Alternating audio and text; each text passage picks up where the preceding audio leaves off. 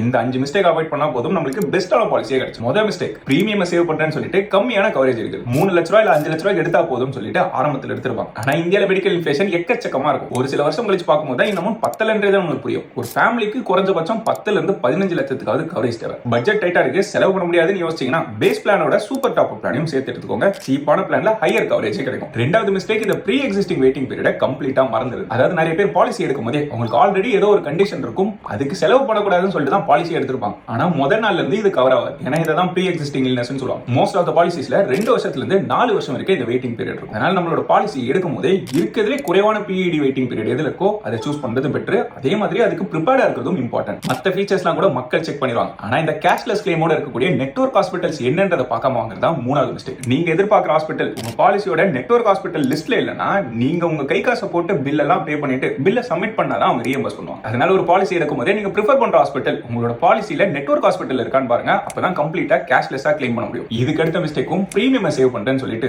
Room rent லிமிட்டோ இல்ல Kobe கிளாஸோ disease wise sub லிமிட்டோ இல்ல எக்ஸ்க்ளூஷனோட policy எடுக்கிறது. ஏதாவது ஹாஸ்பிட்டல் பில் வரும்போது தான் தெரியும் நம்ம சேவ் பண்ணதை விட அதிகமா நம்ம கையில இருந்து போற மாதிரி இருக்கும். ஏன்னா இந்த எக்ஸ்க்ளூஷன்ஸோ இல்ல லிமிட்டோ போடும்போது இன்சூரன்ஸே இருந்தாலும் நம்ம கையில இருந்து ஒரு பகுதி போற மாதிரி இருக்கும். எப்பவுமே எந்த லிமிட்டும் இல்ல எக்ஸ்க்ளூஷனும் இல்லாம பாலிசி எடுத்துக்கோங்க. இருக்கிறதே பெரிய பிளண்டர் நமக்கோ இல்ல நம்ம ஃபேமிலிக்கோ பாலிசி எடுக்கணும் யோசிச்சு அதை டிலே பண்ணிக்கிட்டே வருது. மோஸ்ட் ஆஃப் த ஃபேமிலிஸ் இருக்கிறதே அதிகமா ரெக்ரெட் பண்ற ஃபினான்ஷியல் டிசிஷனும் ஹெல்த் இன்சூரன்ஸ் இல்லாம இருக்கிறதா. ஒரு பெரிய மெடிக்கல் எக்ஸ்பென்ஸ் வரும்போது தான் தெரியும் இது எடுத்திருந்தா நம்மளால இந்த நஷ்டத்தை அவாய்ட் பண்ணிருக்க முடியும். அதனால இது வரைக்கும் பாலிசி எடுக்கலனா உங்க ஃபேமிலியை ப்ரொடெக்ட் பண்றதுக்கு பயோல இருக்க லிங்க் யூஸ் பண்ணி 50க்கும் மேற்பட்ட ப்ரொவைடர்ஸை ஒரே இடத்துல செக் பண்ணி எல்லா ஃபீச்சர்ஸும் இருக்கா இல்லையான்னு பார்த்துட்டு உங்களால சூஸ் பண்ண முடியும். இன்ஃபேக்ட் 1 கோடி ரூபாய் ஒருத்தான கவரேஜை வெறும் 400 500 பிரீமியம்ல எடுக்க முடியும். 30 மினிட்ஸ் கிளைம் சப்போர்ட்டோட 25% வரைக்கும் பிரீமியம் டிஸ்கவுண்ட் கிடைக்கும். ஒரு சரியான ஹெல்த் இன்சூரன்ஸ் பிளானை உடனே ப்ரையாரிட்டைஸ் பண்ணுங்க. பயோல இருக்க லிங்கை செக் பண்ணி பாருங்க.